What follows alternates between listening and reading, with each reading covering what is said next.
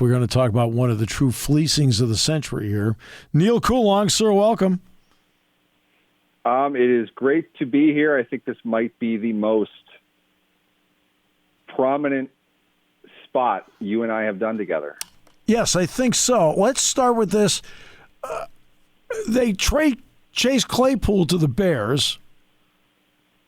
To me, I wouldn't have offered more than a sixth, but Ian Rappaport says they're going to get the second round pick, and it's the Bears pick. To me, this is a fleecing. I'm beside myself. I'm absolutely shocked. I thought at the very least it would be for the Ravens pick, but I held back on that because I didn't have a chance to look up the rules or anything. I don't think you can trade that pick that quickly. I agree. So I agree. Maybe, that's one of the reasons why.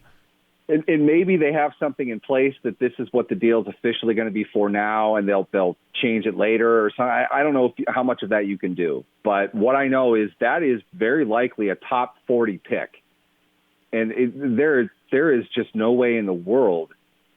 I don't know what Chicago is doing. I don't know why they would do that. But and I'm not even – look, you've heard me for 2 years. I've been very critical of Chase Claypool in a lot of ways. Yep. At the same time, I do feel his highest and best is as an outside receiver and not a slot receiver. So I can understand certainly why the Steelers would be looking to if they can, get something big back for him. He's not going to be a long-term fit with them, and they're definitely not. He's not going to re-sign with them, not with Pickens there. If he's playing on the inside, he's going to want to go get paid and play on the outside. For Chicago to give up that much, I'm at a loss. I really don't understand their line of thinking with it. But that's I don't know if the Steelers have gotten this much of a trade immediately. Since they acquired Bettis in 95, from the Rams, 95. Yeah. I don't think they've gotten more back for giving up less than they did with this deal. And kudos to them for it. I have no idea how that conversation went, but the only logical explanation for that is Ryan Poles, the Bears general manager, called Omar Khan up and said, "Look, I'll give you my second for him." And Khan sat for a second, swallowed hard, and said, "Okay, let's do that." Hung up and then celebrated because, wow, that's exactly what you need in this case. When I heard it was a 2, I was like, really? Are they done? No, as it turns out, this literally I was on hold waiting to come on the air. Apparently they are, and I have a story about this as well. This is really fun for me. They are in the finalization process of landing William Jackson III from Washington. I have not yet seen details of that, but I would imagine, considering the size of Jackson's contract, a large part of that is going to be Washington paying a good chunk of it. So whatever it is the Steelers are giving back, it's not the second-round pick. I know that. That fifth-round pick that the Steelers hate having so much is already spoken for. That's going to Seattle as part of the Kella Witherspoon deal. Right. And the seventh-round pick that they have is going to Denver for Malik Reed. So you would think logically that the sixth or the fourth, considering Jackson's contract, which is substantial, he's got a large market-level deal, and the fact that Washington simply isn't using him because he's not an off corner, he's a man corner. He's fallen out of favor there. That this trade was expected. He was going to be traded or cut. So my guess is at best, it's at best right now for Washington, it would be for the Steelers' sixth-round pick in this draft.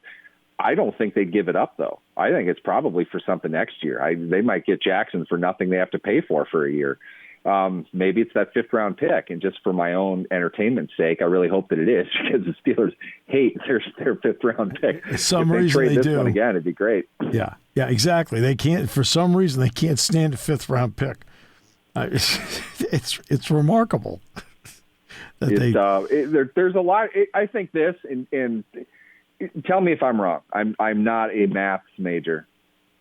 I think there's some type of correlation typically of the kinds of players that they would want at the price of a fifth-round pick. I think they have some type of formula or algorithm that says this isn't worth it to us, but a fifth-round pick is definitely worth a veteran for 2 years as opposed to a rookie for 5 or for 4, I should say, price-wise. So I think they look to deal those picks to bring in veterans like Ahkello Witherspoon. At the same time, that's the pick that you sent to acquire Nick Vannett a couple years ago, and you literally never played him. So right. I think that pick just doesn't return to them some type of algorithmic value that they want to achieve, and they feel better about trading it. They traded that pick and another one to acquire Isaiah Loudermilk, a guy who's only playing and dressing now due to injury. So who knows? It's just such a weird history over the last 12 years with the Steelers and their fifth-round pick. And if they gave that up to acquire William Jackson, the story I wanted to get into, and I apologize if I'm rambling here, but I know this from inside the team. I've spoken to a couple different people. In the 2016 draft, the infamous Artie Burns draft, they wanted to select Houston's William Jackson III. He was their guy. Yes. The Bengals somehow knew that or just decided that the Steelers probably would take him. They traded up, I forget with who, to 24 and drafted Jackson. So the fact that his name came up in part of the trade talks, I know I've spoken with a bunch of people in regards to Jackson being a much better corner than how Washington has used him.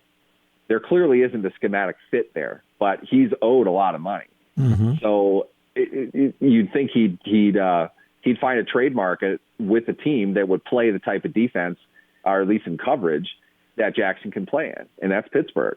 I thought that, but then it's like that's a pretty decent chunk of cash. Right. Maybe Washington foots the bill for 70% of the rest of this year, and the Steelers are on hook for next year. I still think that's a great deal, though, because you're not going to send much by way of draft capital back to acquire that size of a contract. So really, they just kind of jumped the line in waivers in order to get him. So I think that, in a way, might be a better deal than what they got with Claypool. Because Jackson, when Jackson's in the right defense, he's legitimately one of the best cornerbacks in the game. No doubt. The Steelers haven't had that kind of talent at that position at his age I don't know, several years at least. I mean, we might have to go back to Woodson to see that. Jackson's really good, and it's a bigger contract, but it fills a need for them next year. They're going to be shallow at cornerback next year. I don't know. This could be the most active day in Steelers history the way this is going right now. We still got, another hour and a half left on the deadline. Well, we've seen Roquan Smith go to the Ravens. He was not going to stay in Chicago anyway. DJ Hawkins dealt to the Vikings in the division? Really? In the division? That was a deal. I feel like I can see both sides feeling they got value out of it. Yeah. Because in the NFL, you see this a lot. Two sides are looking at a commodity in different ways. Where the Vikings are versus where the Lions are, clearly one team is rising and the other one is not going anywhere for the rest of the season. Hawkinson is, in my opinion, one of the best three-down tight ends in the game. I absolutely loved Hawkinson. I just told a Vikings friend of mine a little bit ago about this. When I had the thought in my head when Roger Goodell went up to the podium to announce the trade in the 2019 draft, that the Steelers would take Hawkinson and not Devin Bush the way that they did. Unfortunately, it didn't work out that way. But I was a big fan of Hawkinson's coming out. You can see how the Lions are developing him, and he's really good, but they're utilizing him in a run game more than anything. He's a very good receiver. They can use him a lot more in that. Yep. But that's not the way they're playing football right now. And this isn't the administration that drafted him. So you're getting to 5th-year option time. The maximum amount that they can get for him is on a tight end needy team that would be willing to pay him an extension, because Hawkinson's not going to get the market extension from the Lions that he would ultimately want. The Vikings, though, with Kirk Cousins in particular, a 12 personnel with him under center, I think works very well. And I think that's what they're going to try to do. Right. And they can afford to pay him as more of a receiving tight end, give him closer to that high level market deal that he would get on the open market.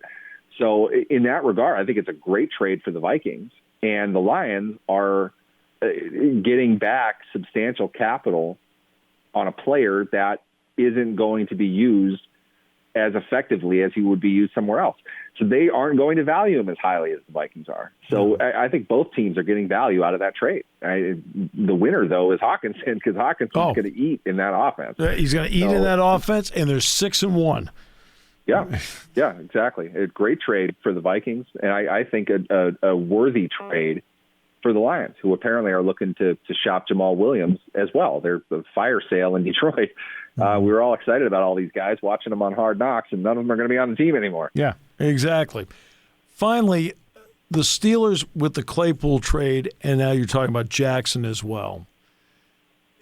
What are we seeing from the front office of the Steelers as to how they're trying to reshape this team? And between this and the draft, are they trying to show people they can do it in a short turnaround, a short period of time? I think they feel the need to show something, but at the same time, I think both of the deals, and they're still finalizing the deal for William Jackson, I'm told.